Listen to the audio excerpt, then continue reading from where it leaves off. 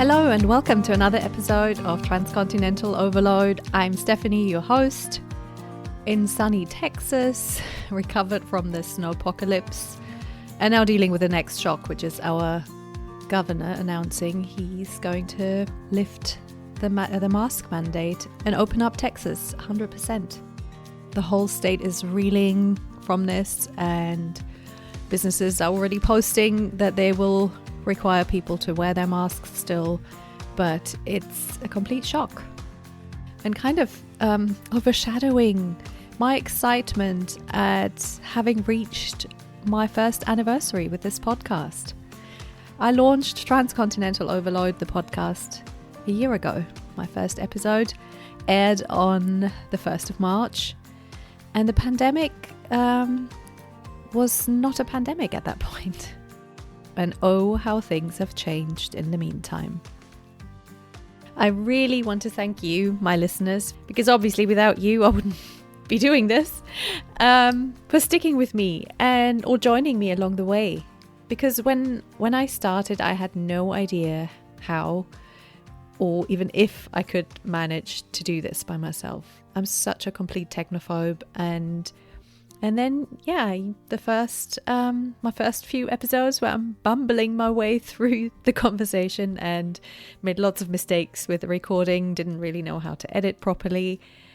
I still got downloads, so that was so encouraging. And fast forward 1 year and my podcast has received over 2,000 downloads. And I am so thrilled by that, and I can't even tell you what it means to me. Yeah, it's been a whole year. I'm so excited and proud of myself for reaching this goal. It's been a very interesting experience, not least because launching it coincided pretty much with the beginning of the pandemic. And everyone was just really upset and worried, but we didn't really know what we were dealing with yet. And I remember thinking I couldn't carry on with this podcast, not in its format, because not while the world was going into lockdown and people had better things to think about than being expats. But I stuck with it, and I'm so glad that I did that, because for various reasons. Because A, it gave me a focus over the last 12 months. B, I got to meet all those interesting, inspiring people and made some valuable new connections. And C, having conversations with people from around the world and hearing their stories from California, Germany, Portugal, Canada, Estonia, England, Denmark, Switzerland, Uruguay, South Africa, and more was a great boost for my mood. Not exactly a replacement for travel, but I got some sense of escaping to another place. And during a year like this last one, that was priceless. And I'm already looking forward to many more conversations with other global souls. And if you feel like you want to share your story or know someone who would be a good candidate, then please get in touch with me so we can have a chat and maybe set something up. I'd love that. I'm also actively looking for people to be part of my new project. Yes, drum roll. To celebrate this first anniversary, I've decided to add another topic to my podcast. I will continue with my usual expat conversations, of course, because there's so many more that need to be heard. But I want to focus on cross-cultural couples.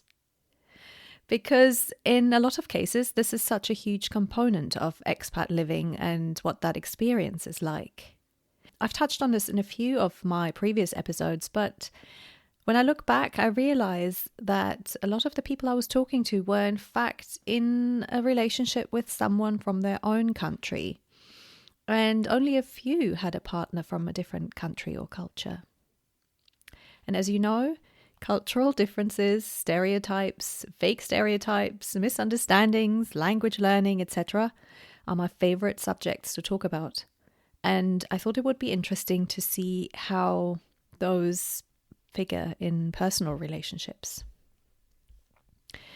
It's one thing moving to another country with your partner from your own country, but when you're from different countries and cultures, maybe moving to be with your partner, or maybe your partner is moving to your country, or both of you are moving to a third country, or even meet in a third country.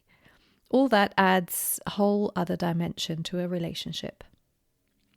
Think of the couple in Crazy Rich Asians. Don't know if you've seen it or read it. Both meet in the US. Nick is from Singapore, but was educated in the UK. And Rachel is an American born in China who immigrated with her Chinese mother when she was just a little girl. So Rachel and Nick meet in an American context, and then they travel to Singapore to attend his best friend's wedding. Rachel has no idea what to expect when she meets his family. He hasn't told her anything about his background or the local culture, about what's expected of her, and so on. And it's a really fun movie to watch. It's so interesting when you think about all those cultural differences. It's a very popular topic in film in general, also in literature, simply because there is so much material to work with, both to create drama, but also a lot of hilarity. The scope for misunderstandings and cultural mishaps and confusions is limitless. And yeah, I've chosen to call this cross-cultural couples, but it doesn't necessarily mean I'm only talking to people who are in a relationship with someone from a completely different culture. It's more kind of different countries. Because even people from a seemingly similar cultural background have completely different sets of references. And I know what I'm talking about. I've been married to an Englishman for over 20 years, and trust me, you might think Germans and Brits are from similar cultural backgrounds, but oh no, there are plenty of completely different opinions and expectations. And then add to that your partner's friends, parents, work colleagues, and, well, there's plenty to talk about. So, again, if you're interested in being part of this and in sharing your cross-cultural story with me, then please get in touch. I look forward to hearing from you. I can't wait to get started with this, and I already have some very interesting conversations lined up. Thank you for listening to my episodes. It means the world to me. If you haven't already, please subscribe to my podcast. Maybe leave a 5-star review. That would be much appreciated. Find me on Instagram, Overloaded Steph, or join my Facebook group, Transcontinental Overload. For now, hang in there. I think a lot is going to happen over the next few weeks in terms of vaccinations, lockdown restrictions easing in one way or another. Hang in there. Stay safe. Keep wearing your masks, please. And I'll see you next time.